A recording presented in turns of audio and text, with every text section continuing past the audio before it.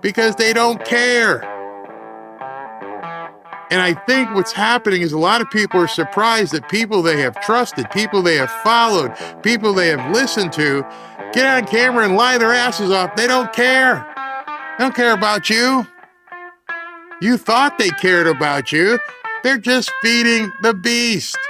And they'll move on as soon as that graph drops. If that graph doesn't drop, they'll keep doing it. And then they'll come back, oh, Trump's doing great. And like, I thought you just said there's no chance that this man could possibly be, we could win the midterms. No chance. Well, I understand why you're saying no chance. The problem is not enough normies understand, and they get sucked in. So let me try to be your safe haven, even though some of you may disagree with what I'm going to tell you.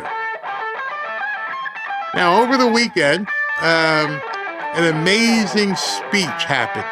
And that amazing speech was by Marco Rubio. And a big part of what Marco Rubio talked about and ties into this is culture. And you don't see many people out there talking about culture. And you don't see many people talking today, even though it's President's Day, understanding what it means to be America and why immigration does matter. I had posted this earlier on Twitter. I said, as I do often, I was doing some training this weekend, which i.e. means watching old Rush Limbaugh shows. He ignored X. He knew truth was hidden on X, which ties into what I just said about the algorithms. They don't want truth. And if you want to speak truth, you got to get out in front of this stuff and say, understand you're being misled. He was so right. Elon Musk has given us a great tool, but it requires great discernment for it to be of any value whatsoever. You have to be able to look at Marco Rubio's speech and then look at the responses and understand that today's President's Day, and there's got to be some sense of pride. But we won't see that from people. It seems like pride has gone out the window. Attack Trump, and then be a closet lawyer, and everybody's got an opinion on that island guy. But I want you to hear this from Rush. Today being, President's Day, I want you to, let's go back in the archives and hear what Rush had to say about something so simple as immigration and what it means to Americans. Okay, the number one agenda item if I became president. Do you realize how long that list is to choose one thing from? But if I had to, it would be immigration. So I believe that there is a distinct and unique American culture that dates to our founding that is rooted in freedom. American freedom, the freedom that's codified in both the Declaration of Independence and our Constitution. The uniqueness of our freedom is right there in the documents. Our freedom specifically says, our Constitution specifically tells the government what it cannot do. Our Constitution doesn't spell out what government can do. It tells government what it can't do in abridging our freedoms. That's a kind of freedom that doesn't exist anywhere else in the world. And that freedom produced a distinct culture. All right, so I'm going to stop there because this is what it's all about. And that's what Marco Rubio was talking when he went over to Munich. And why they laughed at him, not they, but a few people laughed at him, which I'll show you. Why they're mocking Trump is because the foundation of this country, the presidents who we celebrate today, built this country based on the fact of culture. And why culture is so important, because given the opportunity, these people will erase American culture. We used to stand for something. Of course, we used to stand for the flag. Some of us still do. But we stood for things. Things that, boys playing in girls' sports. People in dresses, guys in dresses come into story time hour. Guys thinking that they all of a sudden can become women. We used to stand for things. Hey, no, that ain't happening. That's not how it is. That's not who we are. And they've twisted that to keep saying what they want is how we are. Oh, that's not who we are. No, that's absolutely who we are. We did not come this far to have all this socialism, communism, transformerism, immigrationism take over our country. We've had mistakes. We've done bad things. We've all had mistakes in our personal lives and done bad things. But we keep heading straight forward with that culture. And they're taking chisels to it right now. Let's go with Rush. Distinct from any other culture in the world. And it's why this country remains the one place people want to come to. Maintaining that culture is key to maintaining this country. Perfect. Maintaining the culture is key to maintaining the country. We know it, and they know it. And they are doing everything they possibly can to tear your culture apart. They went after theater, they went after music, they went after sports, obviously politics, then they went into gender, anything that they can to destroy American culture is on board, is the plan, the long-standing plan for the Democrats. And if we look at that foundation, just come in at that foundation and go, wait a second, everything they're doing, and they take the language, can't say certain words. Oh, no, that's offensive. Can't say that. Our culture, good or bad, has been our culture. Our culture, good or bad, is why other countries, people from other countries have tried to come here. I want some of that. I know it's not perfect. I'm not going to go with this or that, but I can't wait to get there. You're telling me it's the land of opportunity, and as long as I work hard, I can get something? Yes. When do we become the land of don't worry about anything, we'll give it to you? The reason why our founding fathers, why they were the way they were, is because they were businessmen. They had businesses that they came together and said, we're going to run this country this way. No one could have foreseen all the crap that's going on right now. No longer the land of opportunity, the land of what can they give me.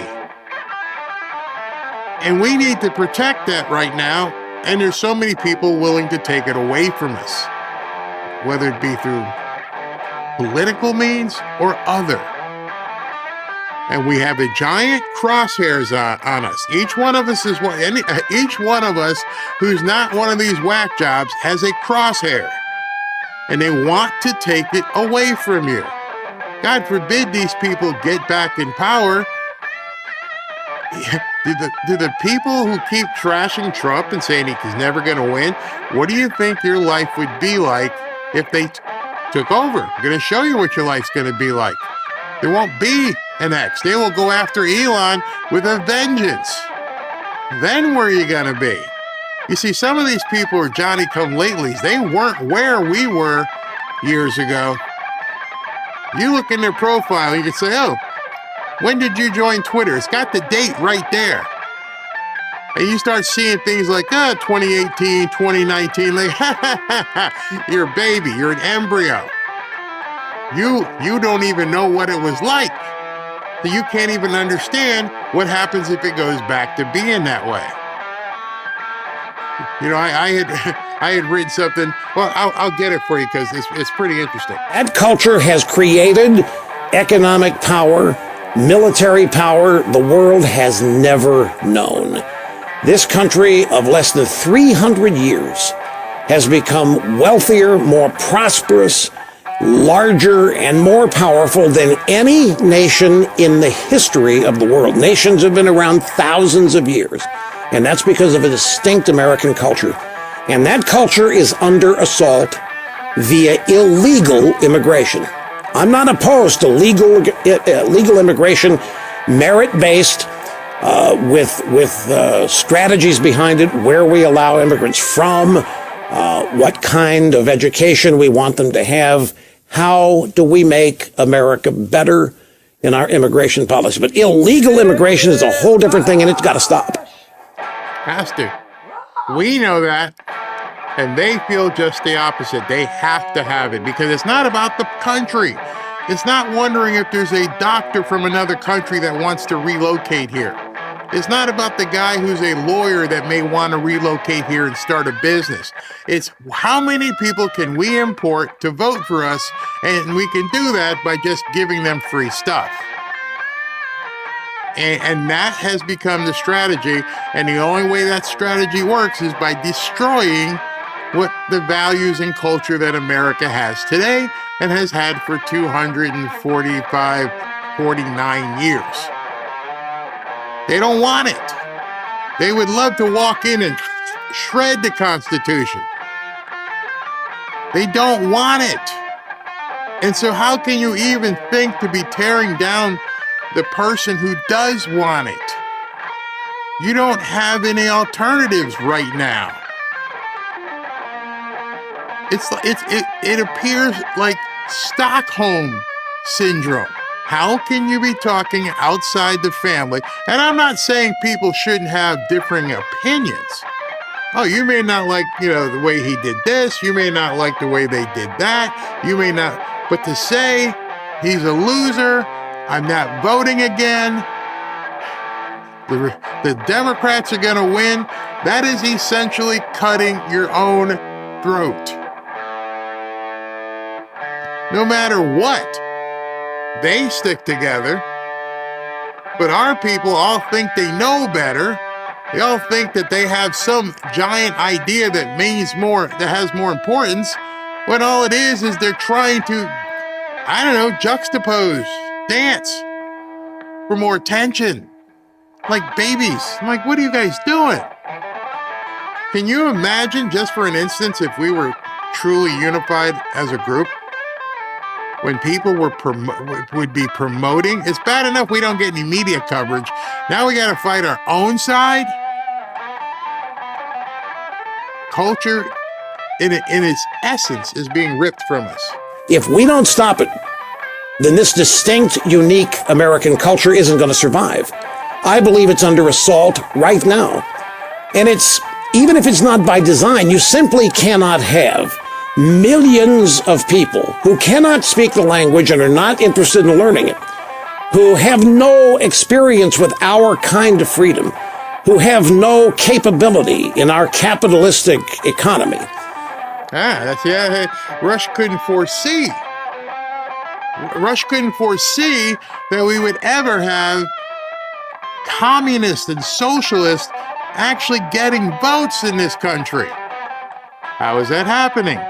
How is it that we're even seeing that some people like AOC and Mandami could even have the ability to garner votes? How does that happen? How does it come from an uprising? Where does that well spring from? It springs because of the denial and destruction of the American culture. And it started way back in the education system. They knew what they were doing, and we all looked the other way. Oh, that couldn't happen. Oh, that couldn't happen. What? They got a communist in New York City? Yep. Because too many people were worried about their own profiles, their own thing. They need to get the clicks, got to get the likes, need some more of those endorphins. And it just keeps happening over here. Do you think that when they have their strategy meetings on the left, they look and go, man, I love that they're fighting with Steve Bannon and Alex Jones and Joe Pasovic and this person and that person? You think they sit there and go, these people are morons. These people are absolute morons. They're doing our bidding for us. They're beating up their own family. They're trashing their own people. You see that on the left anywhere? It's the difference between having an opinion and tweeting out 100 times how Trump sucks and how he's going to lose the election. Because then you're just re-emphasizing it to the people who don't know any better. you're contributing to the demise of our own culture by bitching and whining and blackpilling, whatever word you want to use. And I know people come back and me, Barry, we're not automatrons. We have our own reasons. We have our own feelings. But it should never overcome that number one feeling. It should never overtake what's most important. Because if it overtakes what is most important, then you're left with a basic destruction of our culture. If everything that Trump's doing, there's stuff in there you don't like, I understand. Everybody does have their own opinion. But to say it sucks and we're going to lose when your destiny is over here on the left, who's making no bones about what they're going to do, we should be doing everything we can to make sure we continue to win so that our way of lives, collective way of lives, continues. I don't want to wake up one day in a communist country. And if we have a political party like we do that's not interested in helping them improve, but wants them to remain dependent so that they will forever vote for that party, that's the Democrats, then you can say goodbye to this distinct American culture. And when you say goodbye to that, you say goodbye to the last best hope.